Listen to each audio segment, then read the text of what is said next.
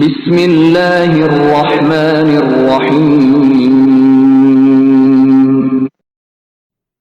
ایک شخص حارث بن حشام نامی نے صلی اللہ علیہ وسلم سے سوال کیا تھا کہ یا رسول اللہ، آپ پر وحی کیسے نازل ہوتی ہے؟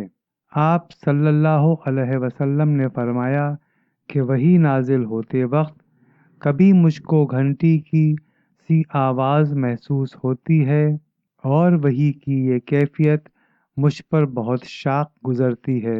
جب یہ کیفیت ختم ہوتی ہے تو میرے دل و دماغ پر اس فرشتے کے ذریعے نازل شدہ وحی محفوظ ہو جاتی ہے، اور کسی وقت ایسا ہوتا ہے کہ فرشتہ بشکل انسان میرے پاس آتا ہے اور مجھ سے کلام کرتا ہے، پس میں اس کا کہا ہوا یاد رکھ لیتا ہوں۔